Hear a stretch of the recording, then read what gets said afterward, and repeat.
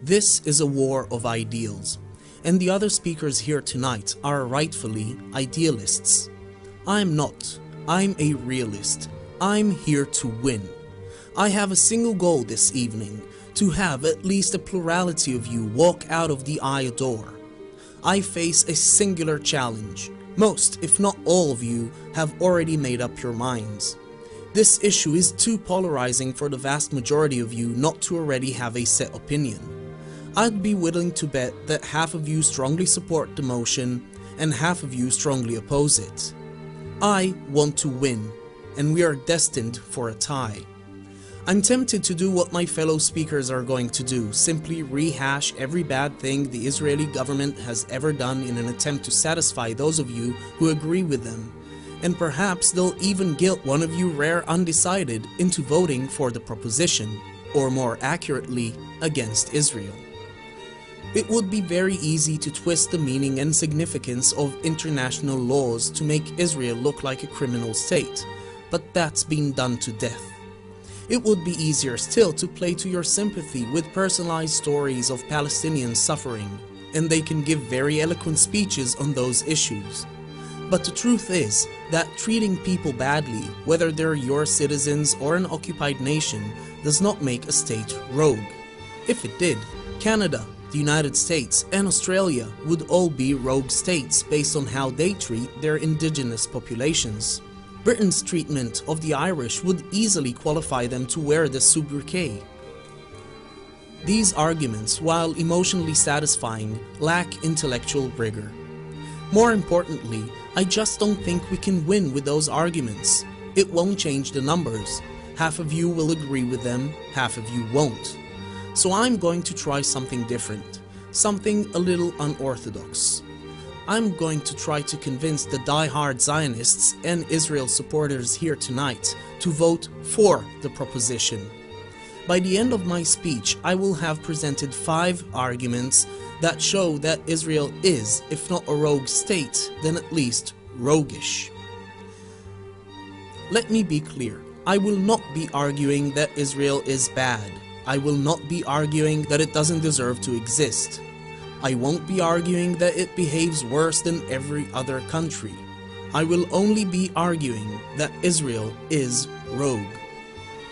The word rogue has come to have exceptionally damning connotations, but the word itself is value neutral.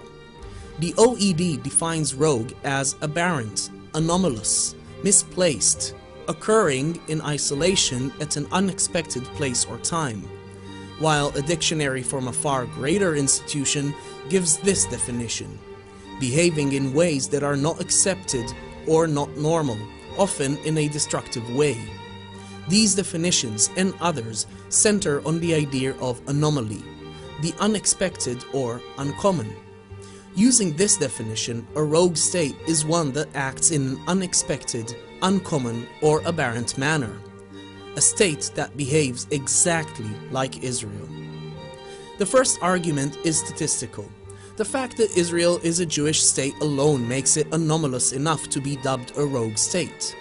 There are 195 countries in the world. Some are Christian, some Muslim, some are secular. Israel is the only country in the world that is Jewish. The second argument concerns Israel humanitarianism, in particular Israel's response to a refugee crisis. Not the Palestinian refugee crisis, for I am sure that the other speakers will cover that, but the issue of Darfurian refugees. Everyone knows what happened and is still happening in Darfur is a genocide, whether or not the UN and the Arab League will call it such. There has been a mass exodus from Darfur as the oppressed seek safety. They have not had much luck. Many of them have gone north to Egypt, where they are treated despicably. The brave make a run through the desert in a bid to make it to Israel. Not only do they face the natural threats of the Sinai, they are also used for target practice by the Egyptian soldiers patrolling the border. Why would they take the risk? Because in Israel they are treated with compassion. They are treated as the refugees they are. And perhaps Israel's cultural memory of genocide is to blame. The Israeli government has even gone so far as to grant several hundred Darfurian refugees citizenship. This alone sets Israel apart from the rest of the world. But the real point of distinction is this. The IDF sends out soldiers and medics to patrol the Egyptian border. They are sent looking for refugees attempting to cross into Israel, not to send them back into Egypt, but to save them from dehydration, heat exhaustion, and Egyptian bullets. Compare that to the United States' reaction to illegal immigration across their border with Mexico. The American government has arrested private individuals for giving water to border crossers who were dying of thirst. And here, the Israeli government is sending out its soldiers to save illegal immigrants. To call that sort of behavior anomalous is an understatement. My third argument is that the Israeli government engages in an activity which the rest of the world shuns. It negotiates with terrorists. Forget the late PLO chairman Yasser Arafat, a man who died with blood all over his hands. They're in the process of negotiating with terrorists as we speak. Yasser Abed-Rabo is one of the lead PLO negotiators that has been sent to the peace talks with Israel. Abed-Rabo also used to be a leader of the PFLP, an organization of freedom fighters that, under Abed-Rabo's leadership, engaged in such freedom-promoting activities as killing 22 Israeli high school students. And the Israeli government is sending delegates to sit at the table with this man and talk peace. And the world applauds. You would never see the Spanish government in peace talks with the leaders of ETA. The British governments would never negotiate with Thomas Murphy, and if President Obama were to sit down and talk peace with Osama bin Laden, the world would view this as insanity. But Israel can do the exact same thing, and earn international praise in the process. That is the dictionary definition of rogue, behaving in a way that is unexpected or not normal. Another part of dictionary definition is behavior or activity occurring in an unexpected place or time. When you compare Israel to its regional neighbors, it becomes clear just how roguish Israel is. And here is the fourth argument. Israel has a better human rights record than any of its neighbors. At no point in history has there ever been a liberal democratic state in the Middle East, except for Israel.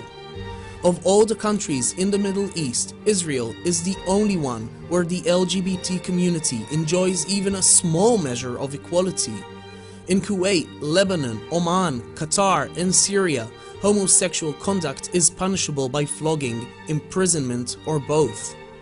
But homosexuals there get off pretty lightly compared to their counterparts in Iran, Saudi Arabia, and Yemen, who are put to death. Israeli homosexuals can adopt openly, serve in the army, enter civil unions, and are protected by exceptionally strongly worded anti-discrimination legislation. Beats a death sentence. In fact, it beats America. Israel's protection of its citizens' civil liberties has earned international recognition. Freedom House is an NGO that releases an annual report on democracy and civil liberties in each of the 195 countries in the world. It ranks each country as free, partially free, or not free. In the Middle East, Israel is the only country that has earned designation as free country. Not surprising given the level of freedom afforded to citizens in, say, Lebanon, a country designated partially free, where there are laws against reporters criticizing not only the Lebanese government, but the Syrian regime as well. Iran is a country given the rating of not free, putting it alongside China, Zimbabwe, North Korea, and Myanmar. In Iran, there is a special press court which prosecutes journalists for such heinous offenses as criticizing the Ayatollah, reporting on stories damaging the foundations of the Islamic Republic, using suspicious, i.e. Western, sources, or insulting Islam. Iran is the world leader in terms of jailed journalists, with 39 reporters that we know of in prison as of 2009. They also kicked out almost every Western journalist during the 2009 election. I guess we can't really expect more from a theocracy, which is what most countries in the Middle East are. Theocracies and autocracies. But Israel is the sole, the only, the rogue democracy. Out of every country in the Middle East, only in Israel do anti-government protest and reporting go unquashed and uncensored. I have one final argument, the last nail in the opposition's coffin, and it's sitting right across the aisle. Mr. Ran Gidor's presence here is all the evidence any of us should need to confidently call Israel a rogue state. For those of you who have never heard of him, Mr. Gidor is a political counselor attached to Israel's embassy in London. He is the guy the Israeli government sent to represent them to the UN. He knows what he's doing, and he's here tonight. And it's incredible. Consider for a moment what his presence here means. The Israeli government has signed off to allow one of their senior diplomatic representatives to participate in a debate on their very legitimacy. That's remarkable. Do you think for a minute that any other country would do the same? If the Yale University Debating Society were to have a debate where the motion was, "This House believes Britain is a racist totalitarian state that has done irrevocable harm to the peoples of the world," that Britain would allow any of its officials to participate? No. Would China participate in a debate about the status of Taiwan? Never. And there is no chance in hell that an American government official would ever be permitted to argue in a debate concerning its treatment of prisoners at Guantanamo Bay. But Israel has sent Mr. Ran Gidor to argue tonight against a 19-year-old law student who is entirely unqualified to speak on the issue at hand.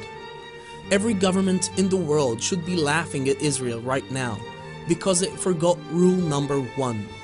You never add credence to crackpots by engaging with them. It's the same reason you won't see Stephen Hawking or Richard Dawkins debate David Icke. But Israel is doing precisely that. Once again, behaving in a way that is unexpected or not normal. Behaving like a rogue state. That's 5 arguments that have been directed at the supporters of Israel. But I have a minute or two left, and here's an argument for all of you. Israel willfully and forcefully disregards international law. In 1981, Israel destroyed Osirak, Saddam Hussein's nuclear bomb lab. Every government in the world knew that Hussein was building a bomb, and they did nothing, except for Israel.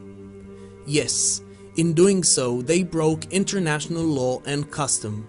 But they also saved us all from a nuclear Iraq.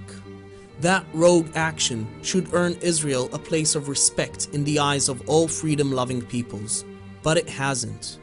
But tonight, while you listen to us prattle on, I want you to remember something. While you're here, Khomeini's Iran is working towards the bomb. And if you're honest with yourself, you know that Israel is the only country that can and will do something about it. Israel will, out of necessity, act in a way that is not the norm, and you better hope that they do it in a destructive manner. Any sane person would rather have a rogue Israel than a nuclear Iran.